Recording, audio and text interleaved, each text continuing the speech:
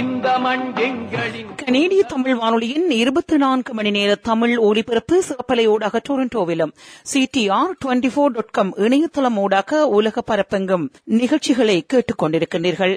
சமகால அரசியல் நிலவரங்களை எடுத்து வருகின்ற காற்றலை களமாக கனேடிய தமிழ் வானொலியின் காலை வணக்கம் கனடாவில் இணைந்து கொள்கின்றோம். காற்றலையில் எங்களோடு இந்த வேளையில் இணைந்து கொள்கின்றார் தமிழ் தேசிய மக்கள் முன்னணியின் தலைவராக இருக்கின்ற திரு கஜேந்திரகுமார் பொன்னம்பலம் அவர்கள்.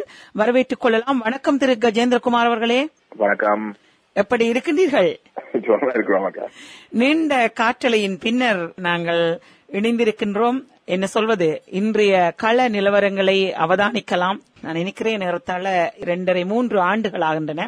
கள நிலவரம் என்பது மேலும் மேலும் சிக்கலுக்குள்ளானதாகவே அமைந்திருக்கின்றது. குறிப்பாக ஒரு தேர்தலை எதிர்நோக்கி இருக்கின்ற ஆண்டாக 2019 நாங்கள் எடுத்து வரலாம். ஆனாலும் இன்று தமிழர் தேசத்தில் இருக்கின்ற அரசியல் நிலவரத்தை பார்க்கின்ற பொழுது தமிழ் தேசிய மக்கள் முன்னணியினருடைய வகைப்பாகம் என்பது எவ்வாறு அமைந்திருக்கின்றது என்பதனை இந்த இடத்தில் நாங்கள் பேசிக்கொள்ளலாம். கடந்த பல தேர்தல்களில் மக்களுடைய ஆணை என்பது சற்றே குறைந்திருந்தாலும் சென்ற மாநகர சபை தேர்தல்கள், உள்ளூராட்சி சபை தேர்தல்கள் என்று வருகின்ற பொழுது அதிகப்படியாக மக்களை சென்றடைந்த ஒரு கட்சியினராக தமிழ் தேசிய மக்கள் முன்னணியினரை காணக்கூடியதாக இருக்கிறது. ஆகவே இன்றைய காலகட்டத்தில் தமிழ் தேசிய மக்கள் முன்னணியினர் மக்களோடு இணைந்தவாறு எவ்வாறாக கள நிலைமைகள் அமைந்திருக்கின்றன என்பதனை பார்த்துக் கொள்ளுவோம். கூறுங்கள். எங்களுடைய செயல்பாடுகளை நீங்கள் கடந்த 2010 ஆண்டுல இருந்து எடுத்து பார்த்தார்கள். 2010 தான் நாங்கள் உத்தியோகபூர்வமாக தமிழ் தேசிய கூட்டமைப்பிலிருந்து வெளியேறி தமிழ் தேசிய மக்கள் முன்னணியை தவிர்த்தார்கள். அன்றையில இருந்து எங்களுடைய குறிக்கோள் ஒரு கொள்கையை முன்னிலைப்படுத்தின ஒரு பாதையில தான் நாங்கள் செல்ல ஓனம் என்றதுதான் எங்களுடைய குறிக்கோளாக இருந்தது. அந்த இலக்கு நினைக்கிறேன் இப்பொழுது கணிசமான மக்களுக்கு தெளிவாக தெரியும். அதாவது இலங்கை தீவில தமிழ் தேசம் அங்கீகரிக்கப்பட வேண்டும். அந்த தமிழ் தேசம் அங்கீகரிக்கப்பட்ட ஒரு சமஸ்தி தீர்வுக்குத்தான் நாங்கள் போகலாம் என்ற விடயம் தான் எங்களுடைய இலக்காக இருக்கு. தமிழ் தேசம் அடிக்கிறதுக்கு கடந்த 70 வருடங்களாக ஸ்ரீலங்கா அரசு செயற்பட கொண்டு இருக்கிற நிலையிலே அதன் போர் மௌனிக்கப்பட்டு எங்களுடைய உரிமை போராட்டம் ஒரு கட்டான நிலைக்கு தள்ளப்பட்டிருக்கின்ற நிலையிலே நாங்கள் அந்த அடிப்படை அபிலாஷையை கைவிட்டு செல்வது மிகவும் ஆபத்தான ஒரு விடயம் என்ற அடிப்படையில் தான் நாங்கள் கூட்டமைப்போட முரண்பாட்டு நாங்கள் இந்த பாதையை தேர்ந்தெடுத்து நாங்கள் அந்த வயதை ஆரம்பத்திலே இதோடைய எங்களுடைய கருத்துகள், தமிழ் தேசிய கூட்டமைப்புடைய பிரச்சாரங்கள், ஸ்ரீலங்கா அரசு உடைய பிரச்சாரம், அப்படி பல தரப்புகள் எங்களை ஒரு மிக பிழையான ஒரு தரப்பாக காட்ட விரும்புகிற இடத்துல எங்களோட மக்கள் சில உடனே எங்களுடைய நாங்கள் சொல்லுகின்ற இந்த உண்மைகளை புரிந்து கொள்ள முடியாமல் இருந்திருக்கலாம். ஆனால் காலப்போக்கில் அந்த உண்மைகள் இன்றைக்கு முழுமையாக ஏற்றுக்கொள்ளப்படுகின்ற ஒரு நிலைக்கு வந்திருக்கு. தமிழ் தேசிய கூட்டமைப்பு மிக மோசமாக ஒரு பிள்ளையான பாதையில போகின்றது என்ற அடிப்படையிலே ஒரு மாற்று தலைமை ஒன்று கட்டாயம் தேவை. அந்த கருத்து பரவலாக இன்றைக்கு ஏற்றுக்கொள்ளப்பட்டிருக்கு. அதன் ஒரு வெளிப்பாடுதான் போன உள்ளூராட்சி தேர்தல். தமிழ் தேசிய கூட்டமைப்பு 2015 ஆண்டு நடைபெற்ற பாராளுமன்ற தேர்தலில் கிடைச்ச வாக்குகள்ல நான் நினைக்கிறேன் கிட்டத்தட்ட 80% வாக்குகள் தமிழ் தேசிய கூட்டமைப்பு வடகிழக்கிலே கைப்பற்றது, தமிழ் மக்களுடைய வாக்கு. ஆனால் கடந்த உள்ளூராட்சி தேர்தலை நீங்க எடுத்து பார்த்தால் அவர்கள் அதன் அரைவாசி கூட தக்க வைக்க முடியவில்லை. அவர்களுடைய வாக்கு அரைவாசிக்கு மேலே உண்மையிலே அவர்களை விட்டு விலகிற ஒரு நிலைமை. அதன் ஒரு கணிசமான தொகை தமிழ் தேசிய மக்கள் முன்னணி யாழ்ப்பாணத்திலே சேர்ந்தது. ஆனால் யாழ்ப்பாணத்திலே எங்களை நோக்கி வந்த அந்த வாக்குகள் ஏனைய மாவட்டங்கள்ல உண்மையிலே ஒரு குறிப்பிட்ட ஒரு தரப்பை நோக்கி போகவில்லை, எங்களை நோக்கியும் வேற இல்லை. ஆனால் வேற எந்த ஒரு தரப்பை குறிப்பாக இந்த தரப்புக்குத்தான் நாங்கள் வாக்களிக்கணும் கோணத்துல வர இல்லை. ஆனா கூட்டமைப்பை விட்டு விலகினது அனைத்து மாவட்டங்களும் தமிழர் தாயகத்துல இருக்கக்கூடிய அனைத்து மாவட்டங்களையும் மக்கள் அதை எடுத்து காட்டியிருக்காங்க.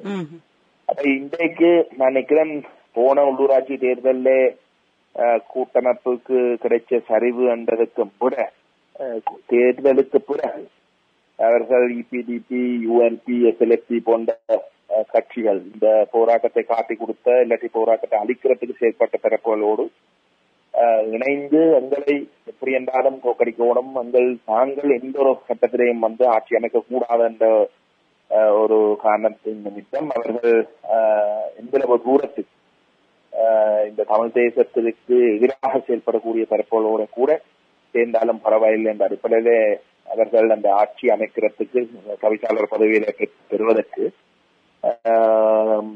உடன்படிக்கைகள் ஊடாக செயல்பட்டது. உண்மையிலே இன்றைக்கு தேர்தலுக்கு போல பல மடங்களுக்கு மேலாக வந்து அவர்களுடைய செல்வாக்கு சரிஞ்சிருக்கு. மக்களுக்கும் வந்து நாங்கள் கஷ்டப்பட்டு கடந்த 9 வருடங்களாக சொல்லிக் கொண்டு வர விடயங்கள் இப்ப மேலும் மேலும் தெளிவடையக்கூடிய வகையில தான் விடயங்கள் நடந்திருக்கு.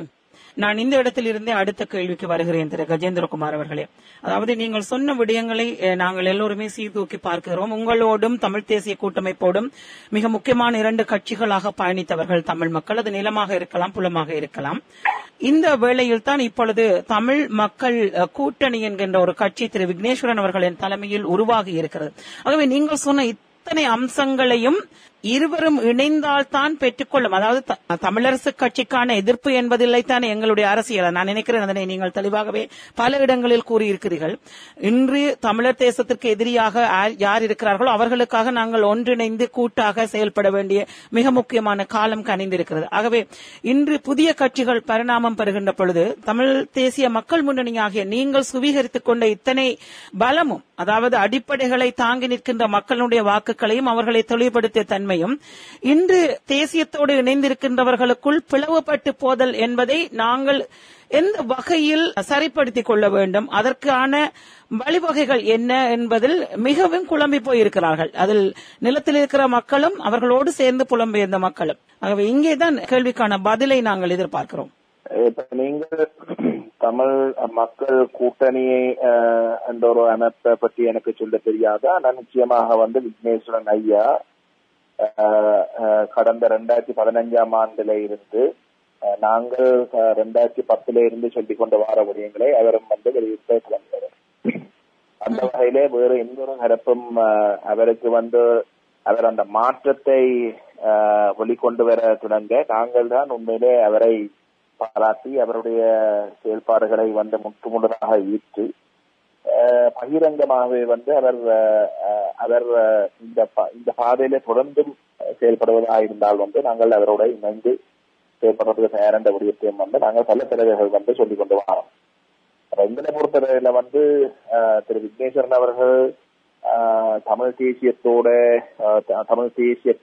அவர் தொடங்கின இடத்தில இருந்து அவர் தன்னை திருத்திக் கொண்டு ஒரு சரியான பாதையில போறாருன்றதை முழுமையாக அதுக்கு ஒரு அங்கீகாரத்தை கொடுத்து அவரோட பயணிக்கிறதுக்கு தயாரான விடயத்தை நாங்கள் 2015 இருந்து சொல்லிக் கொண்டு வரோம்.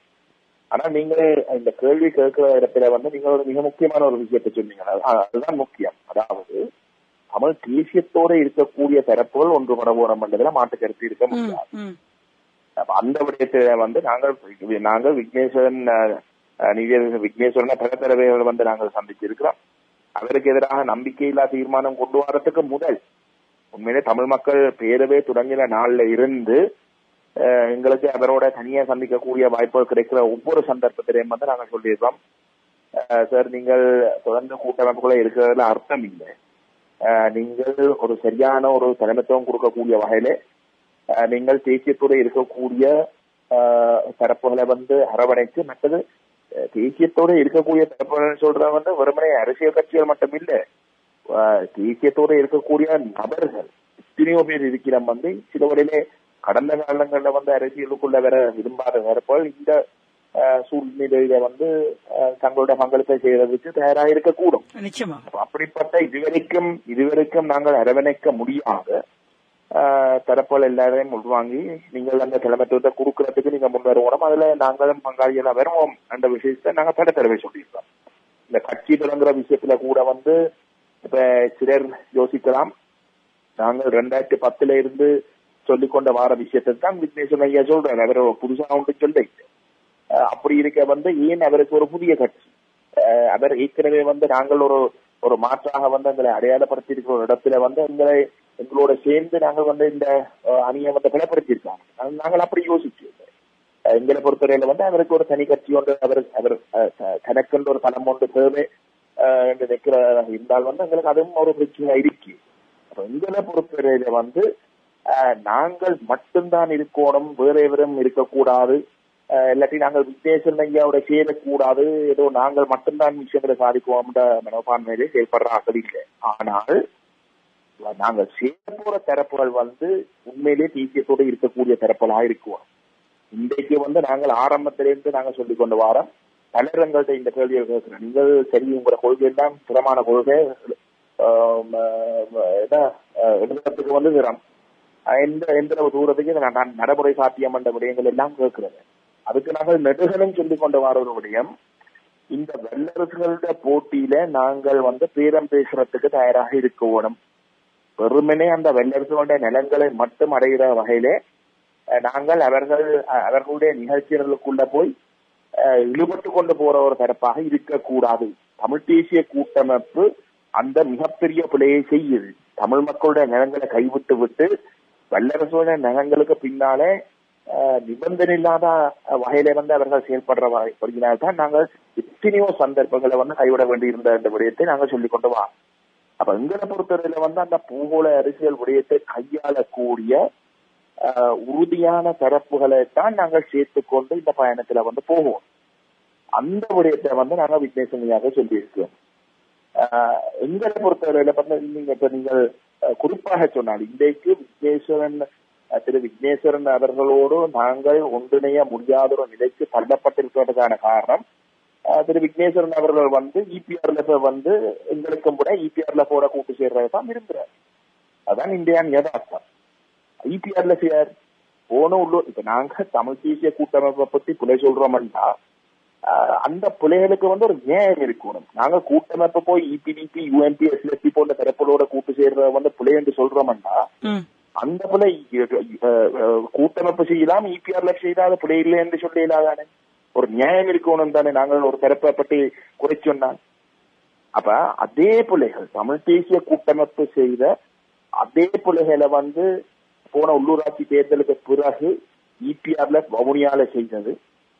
இபிஆர்எல்எஃப் வவுனியா நகரசபையில யூஎன்பி எஸ்எல்எப்பி இபிடிபியோட கூட்டு சேர்ந்து தவிசாளர் பதவி எடுத்தது. வவுனியால வவுனியா நகரசபையில இபிஆர்எல்எஃப்க்கு 3 உறுப்பினர்கள், அதுவும் 3 உறுப்பினர்களும் வட்டார ரீதியா வண்டையில வீடாசார ரீதியா மட்டும்தான் வண்டிருந்த. அப்ப இந்த 3 தரப்புகள் அவர்கள் கூட்டு சேர்ந்த 3 தரப்புகள் ஏனைய அனைத்து இடங்கள்லயும் கூட்டமைப்பை வெள்ள வைக்கிறதுக்கு தான் செயல்பட்டது. அப்ப வவுனியால கூட்டமைப்பும் போட்டியிடுற இடத்துல கூட்டமைப்பை விட்டு இபிஆர்எல்எஃப்க்கு ஆதரவு தாரதாண்டா எந்த அளவு தூரத்துக்கு இபிஆர்எல்எஃப் அவர்களுக்கு அடிபணிஞ்சு இருக்கின்றதை பத்தி நீங்கள் யோசிக்கணும். அப்ப அப்படிப்பட்ட தரப்புகள் மற்ற வவுனியா வடக்கு நெடுங்கணி பிரதேச சபையில மஹிந்த ராஜபக்ச தாமரமுத்துவில 5 சிங்கள உறுப்பினர்களோடு கூட்டு சேர்ந்துதான் அவர்கள் அந்த தவிசாளர் பதவி எடுக்கிறதுக்கு போட்டியிட்டவை. அப்ப இப்ப நாங்கள் கேட்கிற என்னென்றால் ஒரு நியாயம் இருக்கணும். நாங்கள் கூட்டமைப்பை பற்றி விமர்சிக்கிறோம் என்றால் அந்த விமர்சனம் வெறுமனே அவர்களை மக்கள் மட்டத்திலே செல்வாக்கு இழக்க பண்ணி தோக்கடிக்க நாங்கள் வெல்றதுக்காக இல்லை, அது பிழை என்பதற்காக. அப்ப அது பிழை என்றால் அது அவர்கள் விட்டால் பிழை, மற்றவர்கள் விட்டால் சரி என்ற கோணத்திலே செயல்பட இல்லை. ஆனால் கஜேந்திரகுமார், நான் மன்னித்துக் கொள்ளுங்கள், இந்த இடத்தில் மக்களிடத்தில் இருக்கின்ற கேள்விகளைத்தான் நான் எடுத்து வருகின்றேன்.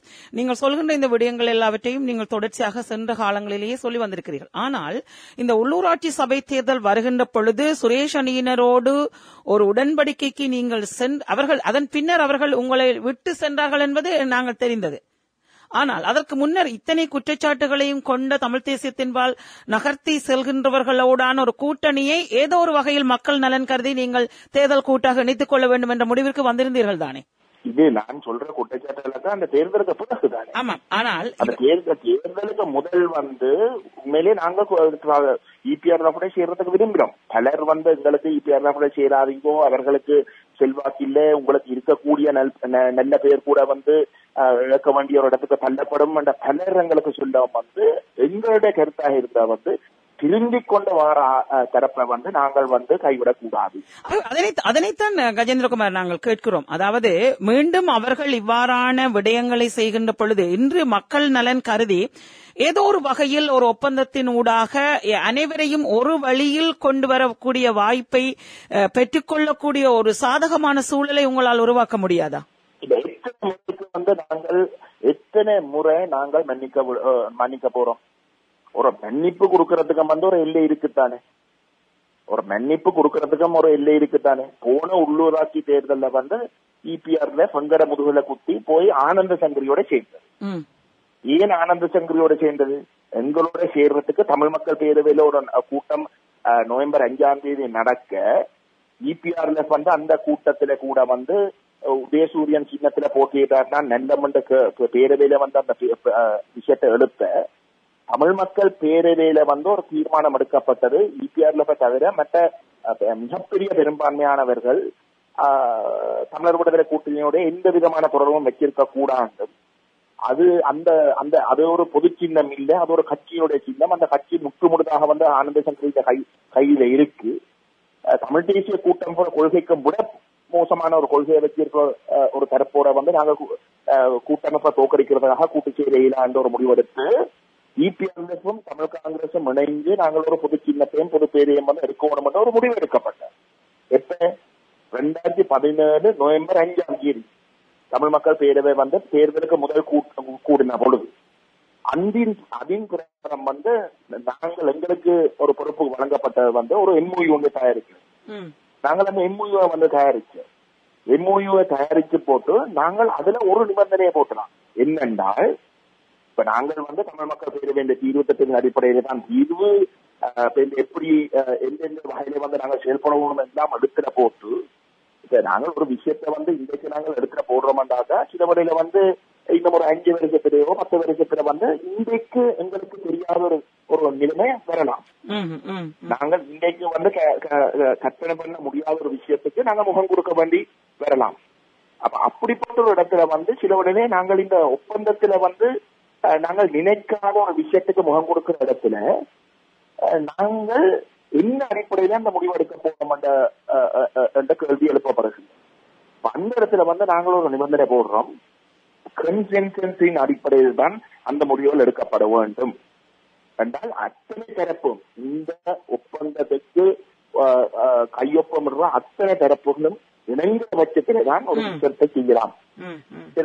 இந்த நிபந்தனையை போட்ட உடனே சுரேஷ் பிரேமச்சந்திரன் வந்து நியூடெல்லிக்கு கொண்டு சென்று அந்த விடயத்துல வந்து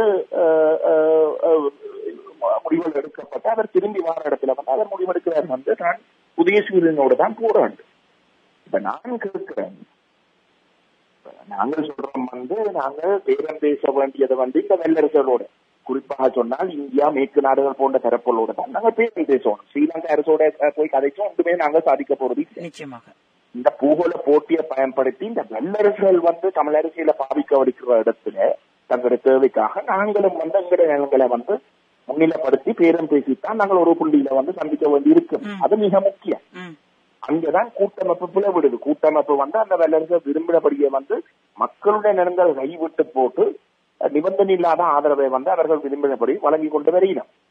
அப்ப நாங்கள் அந்த வல்லரசனோட பேரம் பேசுறதாக இருந்தால் அந்த வல்லரசுகள் விரும்பினபடி வந்து கண்ணை மூடிக்கொண்டு முடிவுகள் எடுக்கக்கூடிய இல்ல வெளிப்பட்டு கொண்டு போகக்கூடிய தரப்புகளை எங்க அணிக்குள்ள வச்சுக்கொண்டு நீங்கள் நிற்கிறீங்களோ வந்து நாங்க பேரம் பேசலாம்.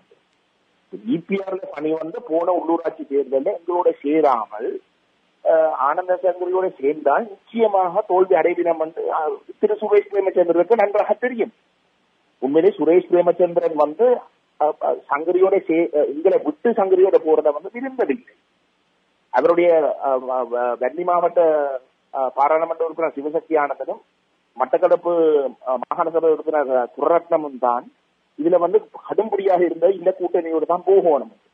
சுரேஷ் உண்மையிலே அதை விரும்ப இல்லை. அப்படி ஒரு நிலையில தான் நியூடெல்லி வந்து அவரை கூப்பிட்டு வந்து அவருக்கு சொல்லப்படுவது வந்து இல்ல நீங்கள் அந்த சங்கதியோடு தான் போகணும்.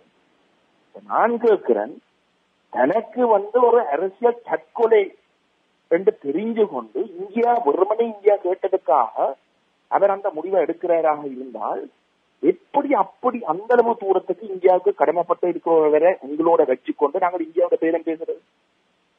நாங்கள் எங்களை ஏமாற்றிக் கொள்ள கூடாது.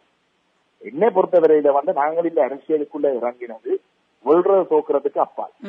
நாங்கள் வெல்ற தான் எங்களை குறிக்கோளா இருந்தால் நாங்கள் கூட்டமைப்போட வந்து அன்றைக்கு கொள்கைகள் எல்லாத்தையும் விட்டு கொடுத்து நாங்கள் பதவியில எடுத்துக்கொண்டு இருந்திருக்காங்க. இன்றைக்கும் கூட அக்கா நீங்களே சொல்றீர்கள், விக்னேஸ்வரனோட நாங்கள் சேர்ந்தா நிச்சயமாக வந்து கண்ணை மூடிக்கொண்டு வெல்லலாம். எல்லா தரப்பும் வெல்லும். கூட்டமைப்பு இந்த படத்தில் இருந்தா அகற்றப்படும். ஆனா கூட்டமைப்பை நாங்கள் அகற்றுவமாக இருந்தால், கூட்டமைப்பை தோற்கடிக்கிறோமாக இருந்தால், கூட்டமைப்பு செய்யற பிள்ளைகள் வந்து நாங்களும் செய்யக்கூடாது. இல்லாட்டி கூட்டமைப்பு செய்யற பிள்ளைகளும் வந்து செய்யறதுக்கு தயாரா இருக்கக்கூடிய தரப்புல எங்களை அணிக்குள்ள சேர்த்துக்கொண்டு நாங்கள் அதை செய்யக்கூடாது. ஆகவே இதை தவிர்த்து, அதாவது நீங்கள் சொல்கின்ற இந்த விடயங்களை தவிர்த்து என்று சொன்னால் எந்த வகையில் இவற்றையும் எடுத்துக்கொண்டு வந்த, அதாவது நீங்கள் சொன்னீர்கள் MOU ஒன்று சைன் பண்ணப்பட்டது, அதன் பின்னர் எவ்வாறு நடைபெற்றது என்று. ஆகவே இது மக்களிடத்தில் கொண்டு செல்லப்பட்டதா? இன்று இருக்கின்ற இந்த சமகால இந்த கள நிலவரத்தை எவ்வாறு நாங்கள் உள்வாங்கியவாறு ஒன்றிணைந்து, அதில் நாங்கள் கஜேந்திரகுமாரோடு விக்னேஸ்வரனுடன் திரு கஜேந்திரகுமாரா என்ற விடயங்களை நாங்கள் விட்டுடுவோம். ஒன்றிணைந்த ஒரு சக்தியாக இன்று இந்த வாக்கு வங்கி என்பது சிதறாமல் ஒருமித்ததாக இருக்கின்ற பொழுது இது கூட்டமைப்புக்கு எதிரானதல்ல. உலக நடப்புகளில் இன்று பலம் வாய்ந்த ஒரு அணியாக இந்த மாற்றுத் தலைமை உருவாக்குவதற்கான ஏது நிலையை உங்களால் எவ்வாறு உருவாக்க முடியும்? அது நாங்கள் தெளிவாக சொல்லியிருக்கிறோம். நாங்கள் பல தடவைகள் சொல்லியிருக்கிறோம். நாங்கள் விக்னேஸ்வரன் ஐயா தலைமையிலே அவர் வச்சிருக்கிற கட்சியோட நாங்கள் கூட்டு சேர தயார். அதுல எங்களுக்கு எந்த விதமான பிரச்சனையும் கிடையாது. அவர் பொறுப்பெடுக்கணும். அவர் யார் யார கூட்டி கொண்டு வர போறாரு, அவருடைய கட்சிக்குள்ள அவருடைய உறுப்பினர்கள் யார் யாருன்றத வந்து அவர் தான் முடிவெடுக்கும். அவர் தான் அதுக்கு பொறுப்பு கூறணும். ஆனால் எங்களை பொறுத்தவரையில வந்து நாங்க வேற எந்த ஒரு தரப்புகளோட வந்து நாங்க கூட்டு சேர்றதுக்கு தயாரில்லை. ஏன்னா நாங்களும் வந்து அரசியல் இருந்திருக்கிறோம். எங்களுக்கும் வந்து நாங்களும் நுணுக்கமாக எல்லா அரசியலையும் வந்து பார்த்து கொண்டுதான் இருக்கிறோம். அப்ப நாங்கள் தெளிவாக சொல்றோம் வந்து நாங்க விக்னேஸ்வரன் ஐயா கட்சியோட வந்து நாங்க கூட்டு சேர்க்க, நாங்க வேற எந்த ஒரு தரப்பையும் வந்து நாங்க கேட்க தயாரில்லை. விசேஷமாக வந்து EPRல பிளாட்டெலோ போன்ற தரப்புல வந்து செய்யலாம். கடைசி வரைக்குமே இல்லை. நாங்கள் இவ்வளவுதான் EPRல பொறுத்தவரையில வந்து நாங்கள் அதை திரும்பினம் என்று எதிர்பார்த்து நாங்கள் பலர் எங்களுக்கு வந்து சொல்ல வந்து நீங்க சேராதீங்கோ சொல்ல வந்து இல்லை நாங்கள் கட்டாயம் சேர பார்க்கணும் என்றுதான் நாங்கள் சொல்லலாம். அப்ப எங்களை பொறுத்தவரையில வந்து அந்த அளவு தூரத்துக்கு நாங்கள் போக தயாரா இருக்க யார போய் ஆதரிக்கிறோம்? ஆனந்த சங்கரியோட போயினோம்.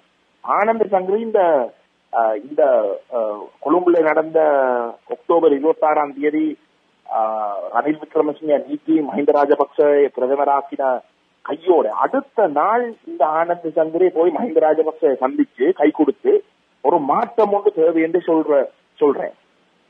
இப்படிப்பட்ட ஒரு தரப்போட தான் EPRF வந்து போன உள்ளூராட்சி தேர்தலில் வந்து கூட்டு சேர்ந்தது. நான் கேட்கிறேன், EPRF-க்கு அந்த அளவு தூரத்துக்கு வந்து அறிவு இல்லையா? இப்படிப்பட்ட தரப்புகளை வந்து நாங்க கூட்டு சேர்ந்திருந்தால், நாங்களும் வந்து இதுக்குள்ள போயிருந்தால் இன்றைக்கு எங்களோட நிலைமை என்ன? எங்களோட பேரும் நாரி இருக்கு. அப்ப நாங்களும் அனுபவப்பட்டிருக்கோம். எங்களை பொறுத்தவரையில வந்து நாங்கள் தேவையில்லாமல் வந்து EPRF வந்து 2010 நாங்க கூட்டமைப்புல இருந்து வெளியேறதுக்கு EPRF பிரதான காரணமா இருந்த அன்றைக்கு EPRF வந்து சரியான நிலப்பாடு அன்றைக்கு எடுத்திருந்தால் நாங்க சில வந்து தமிழ் தேசிய கூட்டமைப்பு இவ்வளவு மோசமா போறதை வந்து நாங்கள் தடுத்தும் இருக்கலாம். தமிழ் தேசிய மக்கள் முன்னணியும் வந்து கூட்டமைப்புல தொடர்ந்து இருந்திருக்கலாம். ஆனால் அன்றைக்கு வந்து EPRF-ம் சேர்ந்துதான், சம்பந்தனையோட சேர்ந்துதான் இந்த கொள்கையை கைவிடுறதுக்கு முடிவெடுத்து எடுத்தது. அப்படி எடுத்தும் வந்து அவர்கள் அதுக்கு பிறகு திருந்தினம் என்று நாங்கள் மனதுக்கு பட நாங்கள் இன்னொரு வந்து அவர்களை உதாசீனம் செய்யவில்லை, அவர்களை நிராகரிக்கவில்லை. அவர்களோடு சேர்ந்து போறதுக்கு தான் நாங்கள் விரும்பினோம். ஆனா அந்த அளவு தூரம் வந்து ஒரு முக்கியமான கட்டத்துல கூட்டமைப்பு செய்யற அதே புலைய இல்லாட்டி அதுக்கும் கூட மோசமான தரப்பலை சேர்த்துக்கொண்டு செய்யற புலைய செய்ததுக்கு பிறகு என்ன அடிப்படையில நாங்கள் திரும்ப வந்து இதே தரப்புகளுக்கு வந்த மன்னிப்பு கொடுக்கிறாக்க? தமிழீழ விடுதலை புலிகள் அமைப்பு வந்த மன்னிப்பு கொடுத்தது, அந்த போராட்டத்தை வந்து காட்டி கொடுக்கறதுக்கு வந்து உதவி செய்து சம்பந்தனோட சேர்ந்து அதுக்கு பிறகு வந்து சரி சம்பந்தன் அவரை இபிஆர்ல வந்த ஊரங்கத்தை வந்து அவர் அதே வந்து ஒரு சரியான ஒரு கொஞ்சம் தேசிய நிலப்பாடை எடுக்க வந்து ஓகே அப்ப அப்படி இருந்தா அதை திரும்பி கொண்டு வருகிறோம் நாங்க நினைக்கிறோம். அப்ப அந்த இடத்துல நாங்களும் மன்னிப்பு கொடுத்து ஓகே நாங்கள் அவங்களோட வேலை செய்வோம் என்று பாருங்க. ஒரு மிக முக்கியமான கட்டத்துல வந்து நாங்கள் ஒரு ஒற்றையாட்சி அரசியலமைப்பு வந்து தமிழ் தேசிய கூட்டமைப்பு ஆணையை கேட்டு கேட்கிற தேர்தல்ல எங்களோட சேர்ந்து ஒரு பலமான அணியாக வந்து நாங்கள் போட்டியிட்டு இருக்கலாம். அதை விட்டு வந்து அதை பிரிக்கிறதுக்கு வேலை செய்து அதுக்கு பிறகு வந்து கூட்டமைப்பு போய் யூஎன்பி எஸ்எல்எஸ்பி இபிடிபியோட கூட்டு சேர்ற மாதிரி அவர்களுக்கு கூட்டு சேர இத்தனை முறை நாங்கள் மன்னிப்பு கொடுக்கிறோம் ஒரு தரப்புக்கு. எங்களுக்கும் வந்து ஒரு இல்லை இருக்கும். நாங்களும் வந்து வெறுமனே ஒற்றுமைன்ற பேர்ல நாங்கள் கூட்டமைப்பு செய்ய போற அதே பிள்ளைகளை வந்து செய்யறதுக்கு வந்து ஆக்களை சேர்த்துக் கொண்டு போகலாம். ஆகவே நீங்கள் ஏற்கனவே சொன்ன விடயங்களை மீளவும் உறுதியாக சொல்லி இருக்கிறீர்கள். ஆனாலும் இது கடந்தும் எவ்வாறாக அரசியல் நிலைப்பாட்டை தமிழர் தேசியம் சார்ந்து நாங்கள் சுவீகரித்துக் கொள்ளலாம் என்பதில் முக்கியமான கவனங்கள் செலுத்த வேண்டும் என்பதில் எல்லோருமே அக்கறையாக இருக்கிறோம். திரு கஜேந்திரகுமார் பொன்னம்பலம் அவர்களே, இந்த விடயத்தை நாங்கள் இத்தோடு சற்றே நிறுத்திக் கொண்டு இன்று இன்னும் ஒரு முக்கியமான விடயம் எங்கள் கண்முன் இருக்கிறது. அதாவது மிக முக்கியமானது அரசியல் யாப்பு என்பது. மகாநாயக்கர்களின் அனுமதி பெற்ற பின்னரே அரசியல் அமைப்பை தயாரிப்போம் என ஐக்கிய தேசிய கட்சியின் பலர் தெரிவித்திருக்கிறார்கள். இது சென்ற வரலாறுகள், இலங்கையின் அரசியல் யாப்புகள் தமிழர் இனப்பிரச்சினை தீர்வாக எவ்வாறு நடந்தன என்பதனை மீளவும் கண்முன் எடுத்து வருகின்ற ஒரு நிலையை உருவாக்கி இருக்கிறது. ஆகவே இது எவ்வாறு போகப் போகின்றது என்பது மிகப்பெரிய ஒரு கேள்வியாக இருக்கிறது. இந்த அரசியல் யாப்பின் தற்போதைய நிலை எவ்வாறு அமைந்திருக்கிறது கஜேந்திரகுமார்? இதில் எவ்வகையிலான கவனங்களை நாங்கள் அனைவரும் செலுத்த வேண்டும் என்பதனை சற்றே பார்க்கலாம், கூறுங்கள். எங்களை பொறுத்தவரையிலே நாங்கள் அந்த போன உள்ளூராட்சி தேர்தலில் தமிழ் தேசிய கூட்டமைப்பு இந்த புதிய அரசியல் யாப்புக்கான இடைக்கால வரைவுக்கு ஒரு ஆணையை கேட்டுத்தான் போட்டியிட்டது.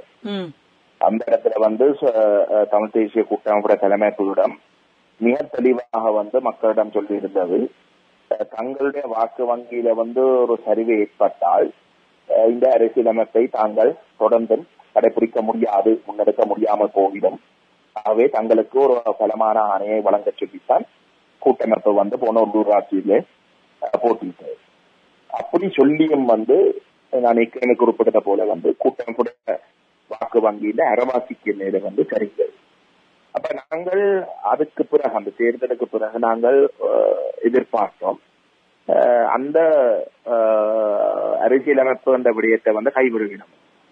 ஆனா துரதிர்ஷ்டவசமாக வந்து நீங்கள் கடந்த ஒரு 3 கிழமையை நீங்கள் எடுத்து பார்த்தால் தமிழ் தேசிய கூட்டமைப்பு மீண்டும் அரசாங்கத்தோடு இணைந்து அந்த ஒற்றையாட்சி அரசியலமைப்புக்கான வரவை நிறைவேற்றுவதற்கு அவர்களுடைய செயல்பாடுகளை தீவிரப்படுத்தி இருக்கிறோம். இந்த இடத்துல வந்து எங்களுக்கு சொல்லப்படுகின்ற ஒரு கருத்து என்னென்றால், தமிழ் மக்களுக்கு சொல்லப்படுறது என்னென்றால், இது உண்மையிலே வந்து பேரிலே வந்து சமஷ்டி என்று குறிப்பிடாவிட்டாலும் சமஷ்டிக்குரிய குணாம்சங்கள் அனைத்தையும் உருவாகின ஒரு அரசியலமைப்பு. அதனாலே தான் மஹிந்த ராஜபக்ச இதை எதிர்க்கிறார் அந்த ஒரு போலி கருத்தையும் வந்து சொல்லப்பட்டு கொண்டு இருக்கு. நாங்கள் மிக தெளிவாக விளங்கி கொள்ளணும், ஒற்றையாட்சி 13ஆம் திருத்தம் ஒரு ஒற்றையாட்சிக்குள்ளே இருக்கக்கூடிய ஒரு விஷயம், அதுல ஒரு பிரயோசனம் இல்லை என்ற விடயத்தை வந்து 87ஆம் ஆண்டு எங்களோட தலைவர்கள் வந்து எங்களோட மக்களுக்கு சொன்னார்கள். இந்த சம்பந்தன் கூட வந்து அதை மிக தெளிவாக வந்து மக்களுக்கு சொன்னார்கள். அந்த ஒற்றையாட்சிய அரசியலமைப்புக்குள்ளே இருக்கக்கூடிய 13ஆம் திருத்தம் மாகாண சபையில ஒரு பிரயோசனம் இல்லை என்று தெரிந்து கொண்டும் அந்த ஒற்றையாட்சி 13ஆம் திருத்தத்தை வந்து அண்டையான் எதிர்கட்சியாக இருந்த எஸ்எல்எஸ்பி ஸ்ரீலங்கா சுதந்திர கட்சி கடுமையாக எதிர்த்தது, ஜேவிபி கடுமையாக எதிர்த்தது. அப்ப ஒரு தரப்பு வந்து ஒரு விஷயத்தை செய்ய வலிக்கிற மற்ற தரப்பை எதிர்க்கிறத வச்சுக்கொண்டு ஏதோ அதுல தமிழருக்கு ஏதும் இருக்கு என்ற கோணத்துல வந்து நாங்கள் பார்ப்பது மிகவும் ஆபத்தான ஒரு விடயம். தமிழ் தேசிய கூட்டமைப்பு தமிழ் மக்களை ஏமாற்றுவதற்கு இதுல ஏதோ உண்மையிலே வந்து சமஷ்டி குணாம்சங்கள் இருக்கின்றதை காட்டுறதுக்கு ராஜபக்ச எதிர்க்கிறார் என்ற ஒரு விடயத்தை காட்டித்தான் இன்றைக்கு வந்து தமிழ் மக்கள் மட்டத்திலே இந்த ஒற்றையாட்சி அரசியலமைப்பை வந்து விற்கிறதுக்கு பார்க்கணும். அப்ப இந்த விடயத்தை நாங்கள் எங்க மக்களுக்கு சொல்லிக் கொண்டு வாரோம். எம்மை பொறுத்தவரையில வந்து இந்த ஒற்றையாட்சி அரசியலமைப்பு ஒரு சர்வஜன வாக்கெடுப்புக்கு கொண்டு வரப்பட்டால் என்கிற மக்கள் இந்த அரசியலமைப்பை எதிர்க்கணும், அதை நிராகரிக்கணும். அது மிக மிக முக்கியம். நாங்கள் 70 வருஷங்களுக்கு மேலாக தமிழருக்கு ஒரு இனப்பிரச்சனை ஒன்று இந்த தீவில இருக்கின்றதை காட்டுறதுக்கு இருக்கக்கூடிய அடிப்படை விடயம் தமிழர் எந்த ஒரு கட்டத்திலே இந்த ஒற்றையாட்சி அரசியலமைப்புகளை ஏற்றுக்கொள்ளவில்லை. நாங்கள் தொடர்ந்து அந்த இலங்கையிலே வந்திருக்கக்கூடிய 3 ஒற்றையாட்சி அரசியலமைப்புகளையும் நாங்கள் நிராகரித்து இருக்கிறோம் என்றதுதான் இங்கே இந்த தீவில ஒரு இனப்பிரச்சனை ஒன்று இருக்கின்றதற்கான அடிப்படை காரணம். ஆனால் இந்த 4வது அரசியலமைப்பை ஒற்றையாட்சியாக இருக்கவும் எங்களுடைய தலைவர்களே என்கிற மக்களுக்கு ஆதரிக்க சொல்லி நாங்கள் அந்த அதே ஒற்றையாட்சிகளை நாங்கள் ஆதரிச்சோமாக இருந்தால் அதுக்கு பிற்பாடு நாங்கள் ஒரு இனப்பிரச்சனை ஒன்று இந்த தீவிர இருக்கு என்ற விடயத்தை நாங்கள் பேச முடியாத அளவுக்கு ஒரு மிக மோசமான பின்னடைவை நாங்கள் அடைவோம். அப்ப எங்களை பொறுத்தவரையில இந்த ஒற்றையாட்சி அரசியலமைப்பை எதிர்க்க வேண்டும் என்ற விடயம் மிக முக்கியம். இன்றைக்கு ராஜபக்ச எதிர்ப்பார், நாளைக்கு ராஜபக்ச ஆட்சிக்கு வந்தாராக இருந்தால் அதே ஒற்றையாட்சி அரசியலமைப்பை ராஜபக்ச கொண்டு வர நேரம் தமிழ் தேசிய கூட்டமைப்பு அதை எதிர்க்கிறதாக சொல்ல முடியாது. அந்த இடத்துல ஐக்கிய தேசிய கட்சியும் அதை ஆதரித்தால் நிச்சயமாக இந்த அரசியலமைப்பு நிறைவேறதுக்கான வாய்ப்புகள் மிகவும் கூட. அப்ப எங்களை பொறுத்தவரையில தமிழ் மக்களை ஏமாத்துறதுக்காகத்தான் இது ஒரு நாடகமாக நடிக்கப்படுவதே தவிர இது உண்மையிலே சிங்கள மக்கள் எதிர்க்க வேண்டிய ஒரு விடயம் அல்ல. அப்ப அந்த உண்மைகளை நாங்கள் என்கிற மக்களுக்கு சொல்லுவோம் என்கிற குறிக்கோள். அதை நாங்கள் தொடர்ந்து செய்து கொண்டு வரோம். மக்களிடத்தில் இந்த தெளிவுகளை ஏற்படுத்துகின்ற பணியை செய்து கொண்டு வருகின்றீர்கள். இதே வேளையில் திரு கஜேந்திரகுமார் பொன்னம்பலம் அவர்களை நாங்கள் நிறையவே பேசலாம், ஆனால் எங்களுக்கான நேரம் குறுகி செல்வதனால் இன்னும் ஒரு விடயத்தை உங்களிடத்தில் இருக்கிறோம். இன்று பார்த்தீர்கள் என்றால் தேர்தல்களுக்கான ஒரு ஆண்டாக இதை நான் ஆரம்பத்திலேயே சொல்லியிருந்தேன்.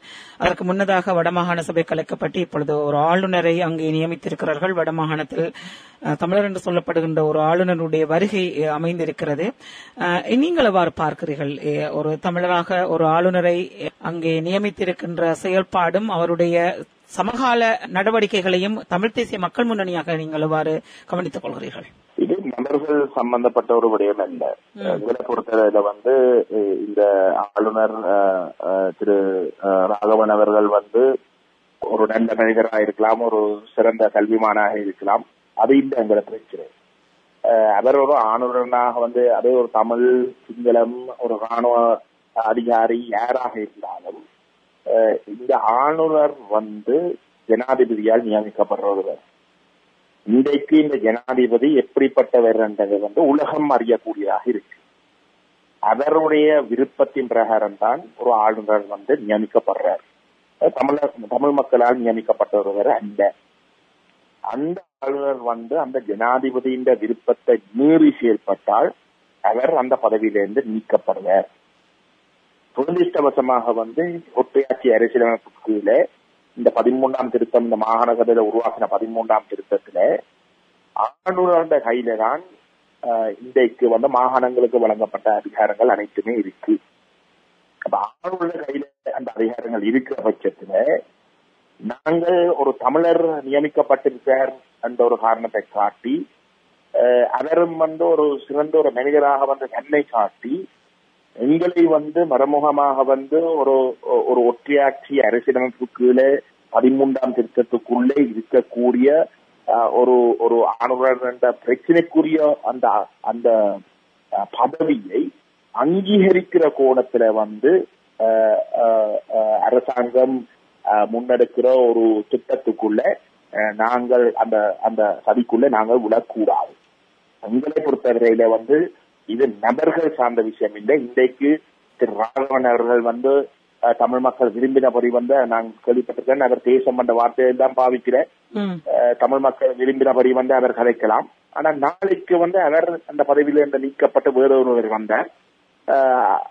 அந்த நபர் போன ஆளுநருக்கு விட மோசமாக நடந்து கொள்றதுக்கான வாய்ப்புகள் இருக்கு. அப்ப இன்ஸ்டிடியூஷனாக நாங்கள் இந்த கட்டமைப்பு சார்ந்த கோணத்துல தான் நாங்கள் இந்த அனைத்து விடயங்களையும் பார்க்கிறோம். நபர்கள் என்ற கோணத்துல நாங்கள் பார்ப்பது மிகவும் ஆபத்தான ஒரு விடயம். தமிழ் மக்களை பொறுத்தவரையில இன்றைக்கு ஒரு தமிழர் அந்த ஆளுநர் பதவிக்கு நியமிக்கப்பட்டு இருக்கிறது என்ற ஒரு விடயத்தை சுட்டிக்காட்டி தமிழ் மக்கள் இந்த ஒற்றையாட்சி 13ஆம் திருத்தத்துக்குள்ள எங்களை மெல்ல மெல்ல அதுக்குள்ள கொண்டு போய் முடக்கிறதுக்கான ஒரு உத்தியாக இவருடைய திரு ராகவன் அவர்களுடைய நியமனத்தை கூட நாங்கள் பார்க்கலாம். அந்த கோணத்துல தான் நாங்கள் சொல்றோம், அரசியலமைப்பை பார்க்க வேண்டுமே தவிர எங்களுடைய 70 வருஷ அனுபவத்தை வைத்துக் கொண்டு நாங்கள் இந்த விடயங்களை பார்க்க வேண்டுமே தவிர இன்றைக்கு நியமிக்கப்படுற நபர்களை வைத்துக் கொண்டு நாங்கள் எந்த விதமான முடிவுகளையும் மறுக்கக்கூடாது. நான் நிறைவாக ஒரு விடயத்தை இந்த இடத்தில் கேட்கிறேன். 2 முக்கியமான செயல்பாடுகள். ஒன்று, நிலமீட்பு மக்கள் போராட்டங்கள் தொடர்ச்சியாக நடைபெற்று வருகின்றன. அந்த மக்கள் குழந்தைகளோடு அந்த நிலத்திலே உறங்கிக் கொள்கின்ற காட்சிகளை தொடர்ச்சியாக காணக்கூடியதாக இது ஆண்டுகள் கடந்து சென்று கொண்டிருக்கின்றன. 2வது, மன்னாரின் மனித புதைகுழிகள். இவை 2 தொடர்பாக எனக்கு நன்றாக தெரிகிறது. அங்கே நிலமீட்பு போராட்டங்களில் தமிழ் தேசிய மக்கள் முன்னணியினர் நிலத்தில் மக்களோடு நின்று பல போராட்டங்களில் பங்கு கொள்கிறீர்கள். ஆனாலும் இது கடந்தும் இவற்றில் எவ்வகையிலான சர்வதேசத்தின் பார்வையை எடுத்து வருவதற்கான செயல்பாடுகளை உள்வாங்க முடியும்? மிக முக்கியமானது மன்னார் மனித புதைகுழி எச்சங்கள் தொடர்பில் நீங்களும் ஒரு சட்டவாளராக இருக்கிறீர்கள், பல சட்டவாளர்கள் இருக்கிறார்கள். இதனை சர்வதேச சமூகத்திடம் கொண்டு செல்வதற்கான எவ்வகையிலான நடவடிக்கைகளை எடுத்திருக்கிறீர்கள்? இல்ல, இப்ப இருக்கிற நிலையில சத்யாக்கா உண்மையில எந்த ஒரு தரப்புக்கும் அதுல ஆதிக்கம் செலுத்த முடியாத ஒரு நிலையில தான் நாங்கள் இன்றைக்கு இருக்கிறோம்.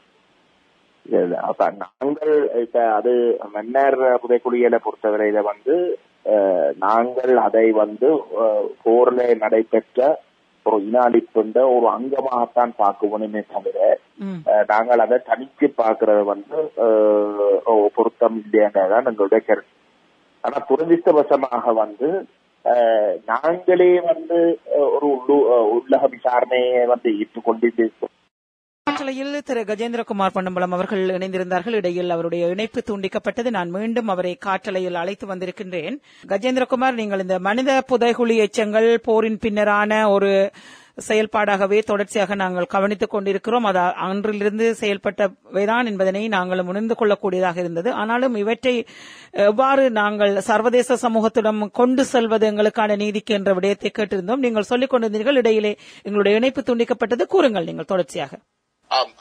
அந்த விடயத்துல தானங்க இப்ப நீங்கள் பாத்துறீங்களா இருந்தால் நாங்கள் இந்த மன்னர் புதைக்குழியலை நாங்கள் சற்று பிரிச்சு பார்க்கிற ஒரு தன்மை இங்க களத்துல தமிழ் தேசிய கூட்டமைப்பால கையாளப்படுறதாக எங்களுக்கு தெரிகிறது.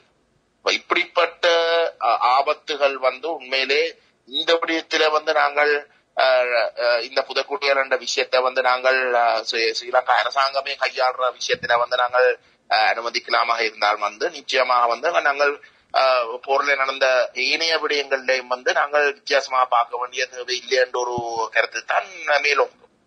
அப்ப எங்களை பொறுத்தவரையில நாங்கள் இப்ப வரப்போற ஜெனீவால கூட நாங்கள் இந்த நிலப்பாடுன்ற விஷயத்தை இந்த நடக்கிற ஒவ்வொரு சம்பவத்தையும் கொள்கை ரீதியாக நாங்கள் எடுத்து பார்க்காமல் ஒரு தொகுத்து நாங்கள் அந்த விடயங்களை கையாளாமல் இருக்கிற வரைக்கும் இந்த முடிவுகள் எங்கட கையை மீறித்தான் நடந்து கொண்டிருக்கும் என்றுதான் எங்களுடைய கருத்து.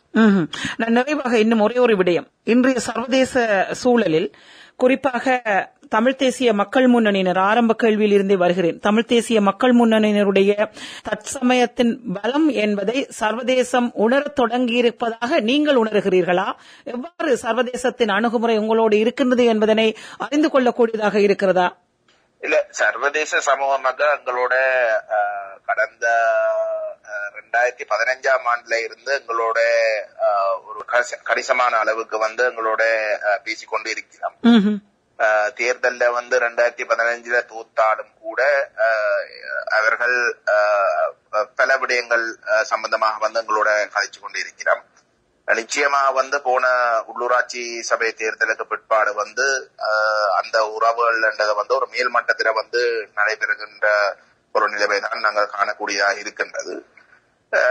ஆனால் யதார்த்தம் என்னென்றால் இன்றைக்கு இந்த சர்வதேச நாடுகள் நாங்கள் விரும்பினபடி செயல்படுறதுக்கு வேற வழி இல்லாமல் இருந்தால் மட்டும்தான் அவர்கள் அந்த வழிக்கு வருகிறார்.